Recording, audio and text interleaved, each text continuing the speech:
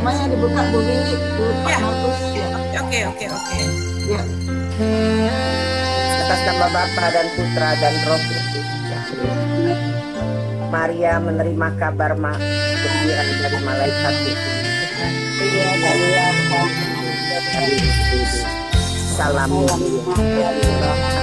Tuhan terpujilah Engkau di antara wanita Dan dan terpujilah Yesus. Santa Maria, ya Allah, doakan doakanlah kami yang berdosa sekarang dan waktu mati kami. aku ini hamba Tuhan. terjadilah padaku yang menurut perkataan Salam Maria, penuh rahmat Tuhan terpujilah Engkau Di antara wanita dan terpujilah buah Yesus. Santa Maria, ya Allah, doakanlah kami yang berdosa ini sekarang dan waktu mati. Sabda sudah menjadi daging dan tinggal di antara kita. Salam Maria, penuh rahmat Tuhan sertamu.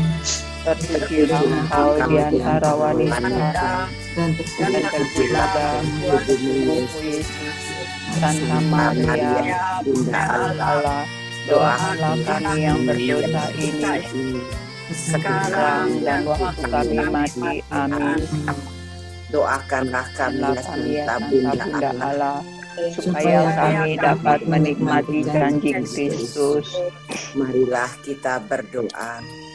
Ya Ya Allah, karena kabar malaikat kami mengetahui bahwa Yesus Kristus Putramu menjadi manusia.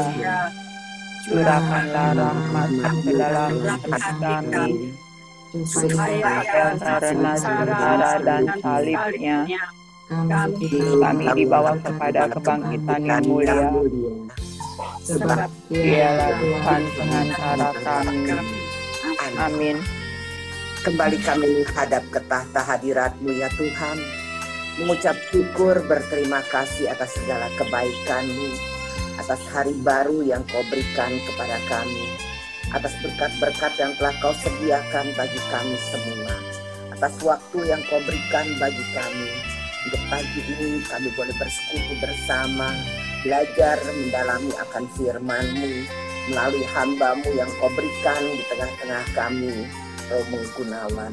Tuhan Yesus, kami percaya semua ini bukan kebetulan, tapi sesuai dengan rencana-Mu yang indah dalam hidup kami. Sehingga di tengah masa pandemi ini, kami boleh semakin erat dengan-Mu, semakin dekat dengan-Mu, semakin mengerti akan kehendak-Mu dalam hidup kami. Terima kasih Tuhan Yesus. Terima kasih untuk kasih karunia-Mu dan rencana-Mu yang senantiasa indah dalam hidup kami. Kami mau serahkan waktu kami ke depan ke dalam tangan kasih-Mu Tuhan. Berbicaralah melalui hamba-Mu Romo Gunawan Tuhan. Kami siapkan hati kami agar firman-Mu boleh tumbuh, berkembang, berbuah di dalam kehidupan kami. Terpujilah Engkau kini dan sepanjang segala masa. Amin. Dengan Bapa dan Putra dan Roh Kudus. Amin. Pagi Romo. Selamat pagi semuanya. Ya, selamat Pagi, pagi. Romo. Silakan Romo. Ya, kita sudah mulai dari hari kemarin. Tema yang mau kita bicarakan selama sebulan ini kurang lebih adalah para rasul yang jumlahnya 12 itu. Kita sudah hafal semuanya nama-nama itu dari Petrus sampai Yudas Iskariot. Yang paling banyak di dalam kitab suci adalah Petrus. Maka Petrus akan memakan porsi yang banyak sekali ini. Yang lain-lainnya memang ada tetapi tidak terlalu menonjol. Meskipun semua akhirnya mati untuk Yesus. Petrus yang kemarin kita bicarakan itu hampir semua penulis Injil mencatat di sana. Matius, Markus, Lukas, dan Yohanes. Tapi ketika penulis Injil itu hanya pendek. Misalnya Yohanes hanya 1 ayat, Markus, Matius. Yang lebih banyak cerita tentang panggilan pertama murid Yesus yang disebut Petrus dan kawan-kawan, kita mulai dari Petrus, adalah di dalam Injil Lukas. Kisahnya lebih panjang. Kalau di dalam Injil Markus dan Matius itu hanya dikatakan satu ayat, mari ikutilah aku dan kamu akan kujadikan penjala manusia. Itu Matius, Markus. Dan nanti Lukas akan menceritakan lebih banyak lagi bagaimana Petrus dan kawan-kawan itu dipanggil di Danau Tiberias atau Danau Galilea. Apa yang dikatakan oleh Lukas, diceritakan di sana, adalah sebuah peristiwa. Jadi kalau di dalam Matius dan Markus hanya pendek, marilah ikutilah aku, satu kalimat, satu ayat itu, tetapi bagaimana Lukas melukiskan begitu indah, sebuah proses yang begitu panjang, ketika Petrus akhirnya mau berlutut di depan Yesus. Kalau yang lain-lain terus langsung ikut jadi penjala manusia. Satu peristiwa yang sangat dramatis diceritakan oleh Lukas dengan begitu indah. Apa yang terjadi? Disitulah banyak ayat-ayat yang berkesan yang bisa kita jadikan sebagai renungan ketika Yesus memanggil Petrus. Mungkin juga bisa kita renungkan untuk panggilan kita masing-masing. Bagaimana kita berproses untuk menjadi murid Yesus, bertumbuh, berkembang, dan akhirnya berbuah manis, sehingga kita mengikuti Kristus dengan setia. Apa yang diceritakan oleh Lukas 5 ayat 1-11, di sana diceritakan kisah-kisah ini sudah sering kali kita dengar. Terjadi di pantai Danau Tiberias ketika Yesus mengajar, kemudian Yesus mengajak pergi ke tempat yang dalam. Apa yang dikatakan Yesus? Mari kita pergi ke tempat yang dalam untuk menjala ikan. Itu perintah Yesus. Petrus ngeyel. Yesus ini kan orang Nazaret ya. Nazaret sama Galilea itu kalau di peta cukup jauh ya. Bisa naik bis setengah jam. Nah, apa yang terjadi? Petrus sedikit agak sombong. Kamu kan orang Nazaret, nggak tahu apa-apa tentang menjala ikan. Kami, orang-orang pinggir danau ini ahli.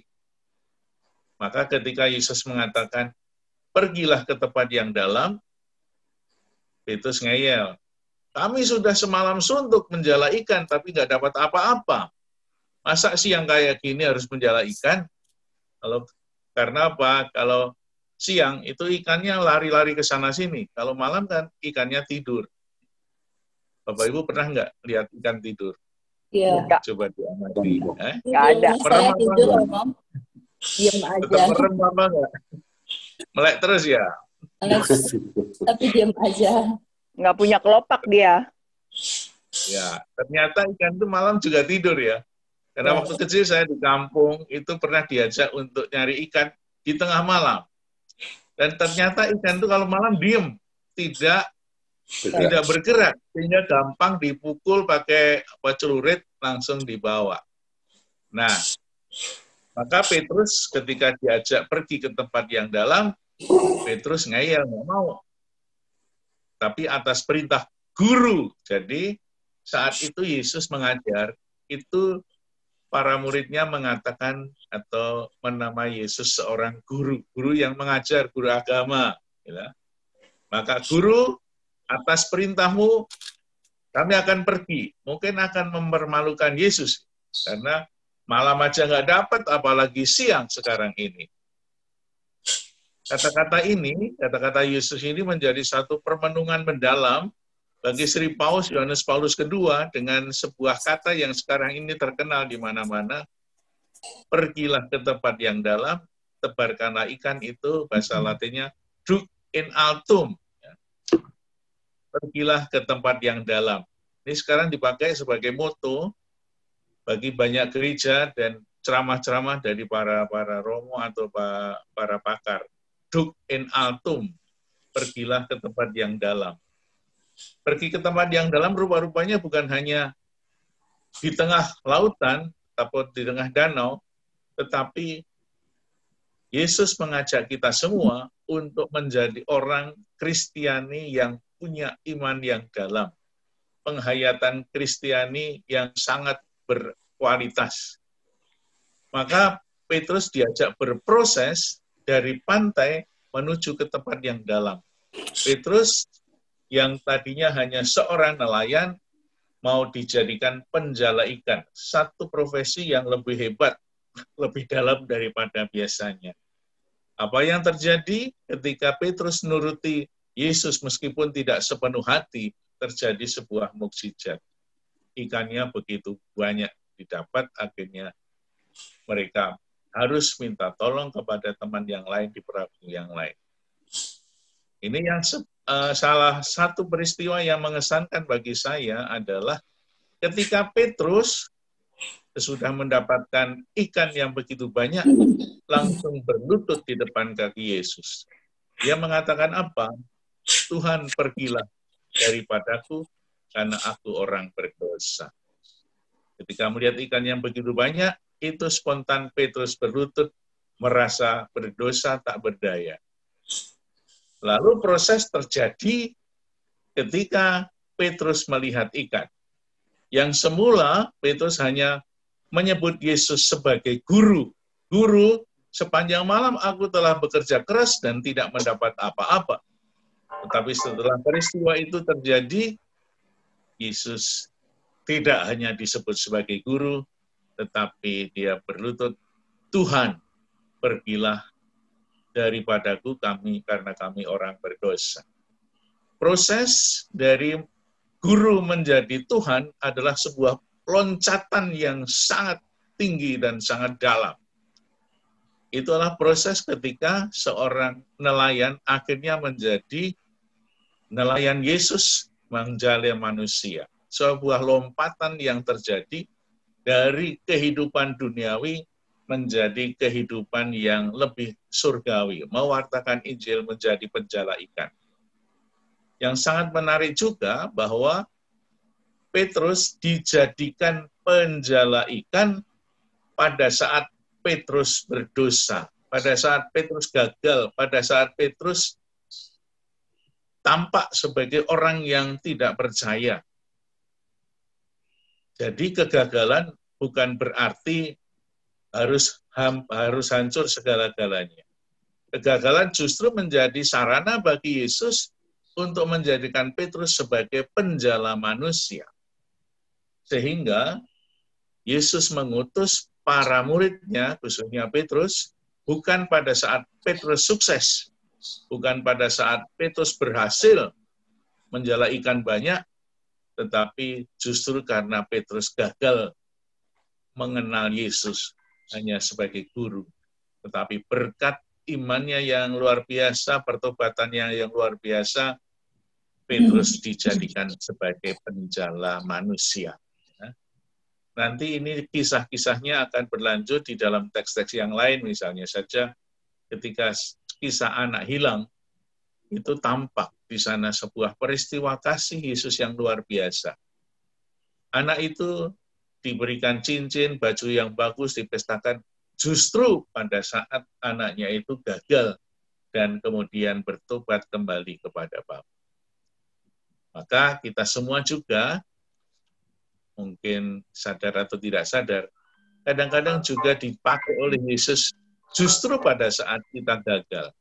Kegagalan seseorang, tantangan seseorang, mungkin kesulitan, ketidakmampuan kita, mungkin menjadi sarana bagi kita semua untuk mengenal Yesus lebih baik, dan siapa tahu disitulah Tuhan Yesus mengutus kita menjadi muridnya.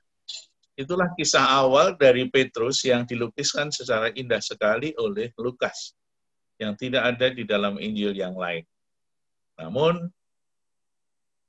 akhirnya Petrus menjalankan panggilan Tuhan Yesus ini, dan akhirnya nanti pada saatnya mati di kayu salib juga. Proses untuk menjadi murid Yesus yang lebih kuat, lebih dalam, dialami oleh Petrus berkali-kali jatuh dan bangun, Dan itu membuat Petrus merasa ditempa oleh Yesus menjadi orang yang hebat. Itulah contoh seorang murid yang menjadi hebat karena kegagalannya. Kegagalan tidak membuat Petrus hancur, putus asa, tetapi justru memberikan kekuatan baru, ditempa untuk menjadi murid yang hebat. Moga-moga kita juga seperti Petrus, yang meskipun sekarang ini banyak tantangan, keprihatinan, pandemi, dan lain-lainnya, semoga itu menjadikan kita lebih waspada, lebih tanggap, dan lebih berserah kepada Tuhan. Petrus, kau akan menjadi penjala manusia. Siap, Yesus. Amin. Ya. Monggo kalau ada yang mau sharing pengalaman, berproses menjadi murid Yesus sampai sekarang, yang dulu hanya menyebut guru, akhirnya Petrus menyebut Yesus sebagai Tuhan. Itu sebuah loncatan yang sangat dalam. Pare boleh tuh, Pare banyak kesaksian tentang itu. Wah. Ya,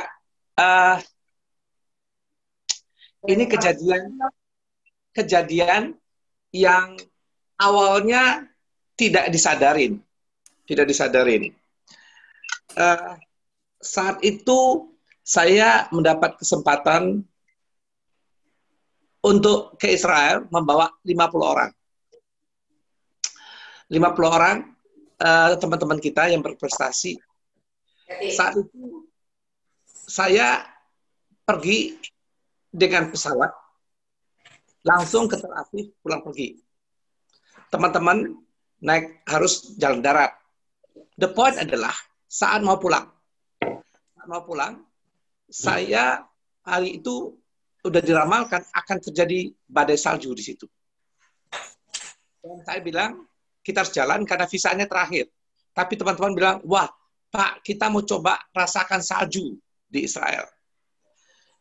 Jalan pulang, kita pulang. Saya naik mobil dengan kesombongan saya, naik Mercy, ditemanin sama supir 1 orang, sedangkan teman-teman lain naik bus. Di tengah jalan, kira-kira 10 menit menuju airport, salju turun. Salju turun dan mobilnya pendek, saya terjebak di tengah-tengah jalan yang ada saljunya, tidak ada orang yang bisa bahasa Inggris, supirnya hanya bahasa yang tidak saya mengerti, waduh, panik. The point adalah, memikirkan bagaimana teman-teman yang 50 orang ini. Saya telepon secara logik, kita punya security di London, bagaimana menguruskan ini visa-visa. Jawabannya cuma satu, jangan keluar, visa akan kita urus. Tapi setelah itu, saya terjebak di tengah itu, paniknya bukan main. Dan itu saya doa, hanya ingat satu aja, Tuhan, selamatkan saya. Itu apa yang terjadi? Itu supir ngobrol bahasa saya nggak ngerti, tahu-tahu saya udah dihadapkan bukan sampai ke airport, tapi sampai ke bus. Dan puji syukur saya masuk ke bus, dan itu saat-saat saya bilang, don't make the power dengan Yesus. Dan itu luar biasa. Saya waktu trip itu nggak dapat apa-apa. Tapi karena tertunda pulang, harus sama-sama naik bus sampai di Mesir. Saat itu malam-malam kita sampai di gereja sampah. Dan saat itu memang saya mempunyai satu persoalan pribadi yang sangat menggelisahkan sekali dalam hidup saya. Tapi ada satu teman kita yang berdoa, dan disitulah saya tersungkur di situ, minta ampun atas kesalahan apapun yang saya bikin selama ini, dan Tuhan menjamah saya, sehingga disitulah saya resting, dan mendapatkan sesuatu yang luar biasa, yang saya bilang ada sadarnya adalah, layanin Tuhan melalui teman-teman. Dan itu berproses sampai sekarang, dan terjadilah sampai saat sekarang, ya puji Tuhan, Tuhan memberikan kesempatan bagaimana kita bisa sama-sama melayani. Satu hal adalah, melayani Tuhan bukan ke orang-orang yang kita nggak kenal, tapi adalah di orang-orang yang kita kenal, di sekitar kita, dan ini menjadi banyak sekali kepuasan yang saya dapatkan kalau kita melayani dalam bentuk bukan melayani secara mendengarkan perhatian, mendengarkan keluh kesah mereka, dampingi mereka, support mereka, dan ini sukacitanya luar biasa. Sukacitanya luar biasa. Baik mereka itu mendapatkan kesulitan di dalam fisik, mental, spiritual.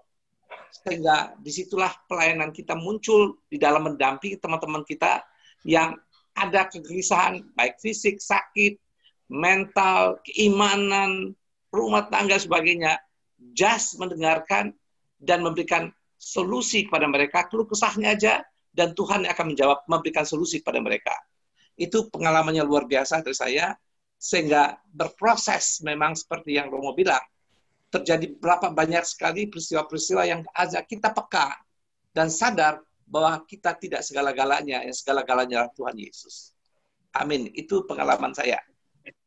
Amin. Terima kasih Pak Re. Mantap deh. Saya kembalikan pada Romo. Silahkan, ada yang mau tambah sharing? Tanya aja Romo, tanya Romo. Ya, silakan Pak Edi. Tadi di awal pertemuan Ibu Siska cerita dapat undangan pernikahan. Jadi ini mengingatkan saya saja bahwa apakah para rasul itu juga menikah, Romo? Karena dalam grup rekat ini dia ibunya lebih banyak nih. Nah, dalam cerita para rasul itu pada menikah enggak ya rasul-rasul itu, Romo? Itu aja Romo ingin tahu, Romo. Hari ini kita mendengarkan Pak di buku Misa Harian. Kalau kita lihat bacaannya, Ya. Itu Yesus menyembuhkan ibu mertua Petrus. Oh iya. Kalau Petrus punya mertua berarti punya istri enggak ya? Punya. Jadi sebelum Petrus menjadi murid Yesus, mereka sudah menikah. Ya, sudah berkeluarga. Ya, kita lihat kisahnya. Petrus itu asal-usulnya, atau menurut Injil, itu dari Betsaida. Betsaida itu, kalau kita mau ke Kaisaria Filipi, ke Gunung Hermon, itu lewat Betsaida, tempat kelahiran Petrus. Tetapi kemudian Petrus punya istri di Kapernaum. Ya. Maka dia tinggal di PMI, Pondok Mertua Indah. Jadi Petrus ketemu Yesus ketika Petrus berada di rumah istrinya, di rumah mertuanya. Waktu itu mertua Petrus sakit, kemudian Yesus datang ke rumahnya dan disembuhkan oleh Yesus. Nah, rupa-rupanya murid-murid yang lain juga begitu. Sehingga paus kita yang pertama, Petrus, itu punya istri, Pak. Kita seringkali membayangkan bahwa kondisi para murid Yesus bersama Yesus itu sudah punya institusi seperti sekarang ini. Sudah ada organisasi. Padahal saat itu belum ada apa-apa. Sehingga kayaknya Yesus bersama para murid itu ya seperti di wilayah, di lingkungan kita aja, Pak. Sehingga mereka hidup bersama keluarga yang lain. Dan itu berproses terus-menerus, sehingga kalau kita baca Injil Matius setelah Yesus wafat 50 tahun kemudian, juga surat Timotius, itu juga kelihatan bahwa di dalam gereja sudah mulai ada organisasi gereja secara sederhana. Ya. Misalnya sudah ada tua-tua, sudah ada prodiakon, sudah ada diakon, sudah ada orang-orang yang mengurus. Tapi pasti masih sederhana karena belum ada gereja. Gereja tidak diizinkan. Ya. Ketika orang-orang Katolik pada zaman Matius, pada zaman Lukas, Yohanes itu masih pada nebeng doa di sinagoga, tidak punya gereja. Maka seringkali disebutkan para murid Yesus atau orang-orang Kristiani pada zaman itu ikut nebeng di rumah ibadat mereka. Mereka itu adalah orang-orang Yahudi. Jadi pada zaman itu memang selibat, tidak punya istri belum menjadi satu aturan umum. Ya. Sehingga paus pertama, paus kedua, paus ketiga itu semua berkeluarga juga, tetapi tidak punya istana seperti di Vatikan. Ya, mereka hidup di tengah-tengah masyarakat. Dalam sejarah gereja, keputusan bahwa ada sebuah aturan selibat itu baru abad ke-10.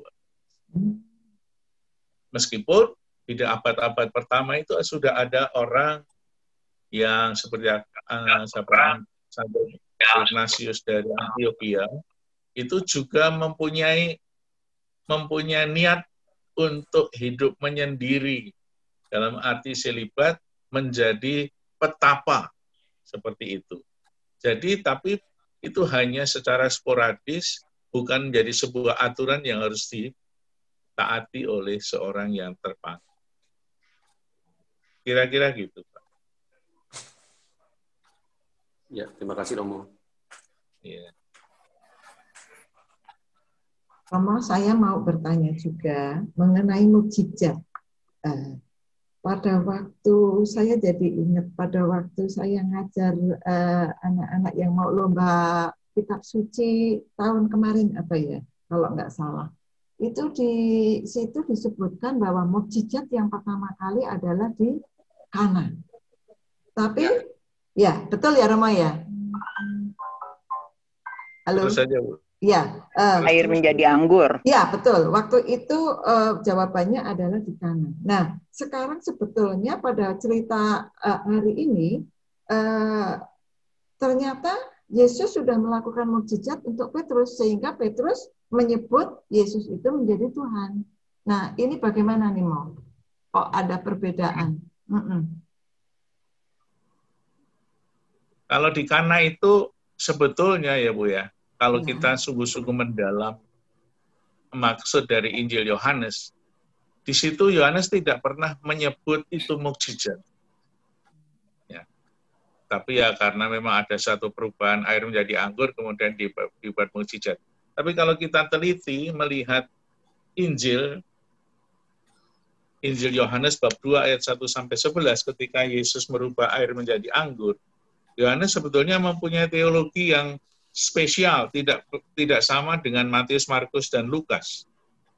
Karena Yohanes itu teologinya adalah Yesus sebagai Allah, Tuhan yang ada di dalam hidup manusia, yang hadir sebagai firman.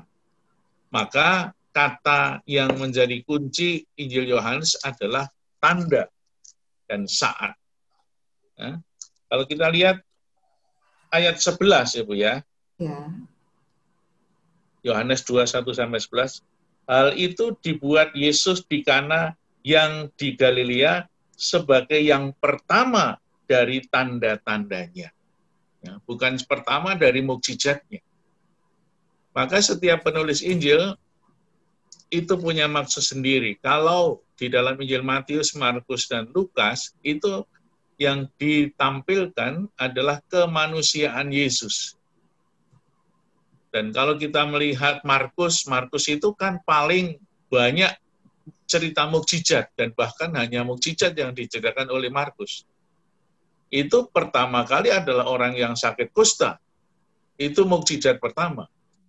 Oleh karena itu, Yohanes tidak mengatakan itu sebuah mukjizat, tetapi itu tanda kealahan Yesus sebetulnya yang mau disampaikan oleh Yohanes. Jadi lebih dalam karena Yohanes ingin mengatakan Yesus itu menampilkan tanda-tandanya dalam peristiwa-peristiwa, tanda kealahannya. Ya, maka air yang menjadi anggur itu adalah tanda kealahan Yesus yang pertama. Sebetulnya itu yang mau disampaikan, Bu Regine. Oke. Baik, terima kasih. Ya, karena untuk mempermudah ya bagi anak-anak kita yang kemudian bertumbuh dari guru menjadi Tuhan, lama-lama kita juga berproses bahwa itu sering atau di dalam teks tidak disebut mukjizat yang pertama, tetapi dalam Injil Matius, Lukas, dan Markus disebut mukjizat. Sehingga mukjizat yang pertama menurut setiap Injil beda-beda. Misalnya Markus itu tentang orang sakit kusta. Ya. Mukjizat yang pertama dalam Lukas itu ikan yang begitu banyak. Lalu tanda pertama dari Yohanes itu air menjadi anggur. Maka anggur itu menjadi simbol dari kealahan. Air menjadi simbol dan tanda kemanusiaan. Maka dalam Misa Kudus, Romo seringkali mencampurkan air ke dalam anggur menjadi tanda persatuan antara Allah dan manusia. Yang akhirnya nanti berpuncak pada saat kita menerima komuni kudus, disitulah persatuan Allah dan manusia terjadi. Seperti di dalam kisah Kana, ada air, ada anggur.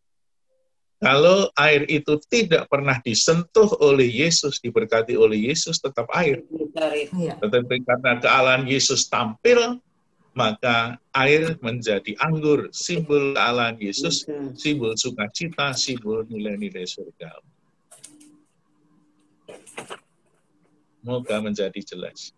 Ya, nanti kalau mulai mengajar anak-anak, ini tanda pertama tentang kealahan Yesus, tapi anak-anak juga nggak mudeng.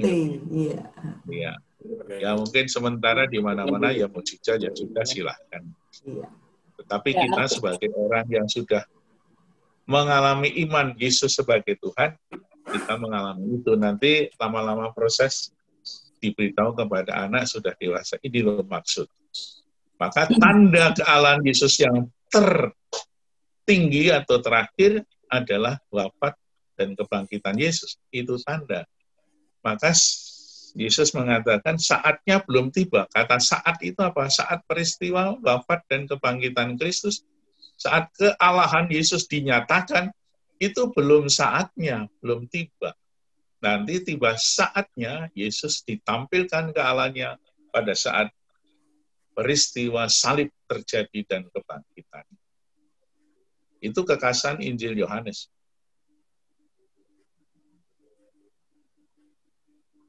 Amin. Amin. Terima kasih Romo. Ya. Ya Romo, jadi kan masih boleh nanya? Bukan nanya sih. Masih bonus deh. Ya. Jadi Romo, masing-masing penulis Injil itu kan punya teologi sendiri-sendiri, tergantung dari bagaimana mereka melihat kehidupan Yesus, begitu ya Romo? Iya. Ya.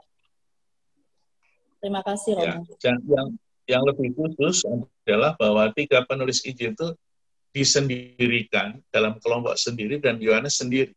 Ya. Yang 3 pertama adalah tentang kemanusiaan Yesus, Yohanes tentang kealahan Yesus. Maka kisah-kisah yang sangat manusiawi itu tidak banyak ditulis oleh Yohanes. Misalnya Yesus sedih itu nggak ada. Taman Getsemani nggak ada di dalam Injil Yohanes.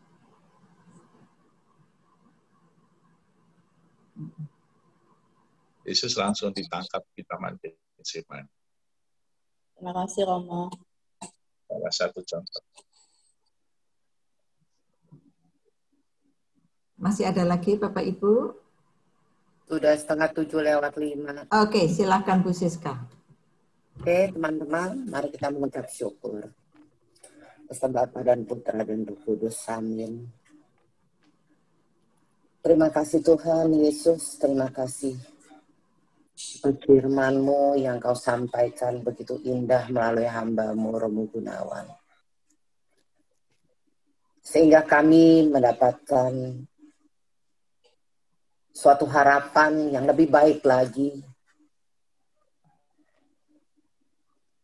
melalui proses kehidupan kami, seberapa hebat pun keterpurukan kami mempunyai kesempatan untuk boleh mengenal Engkau lebih dalam lagi. Bukan hanya sebagai guru, tapi sebagai Tuhan dan Juru Selamat kami. Melalui perikop yang begitu singkat, tapi Engkau mengungkapkan begitu banyak bagi kami. penuh dengan harapan-harapan dan sukacita yang boleh kami terima. Terima kasih Tuhan Yesus. Terima kasih untuk setiap peristiwa yang kami boleh alami. Karena kami percaya Engkau senantiasa menyertai kami.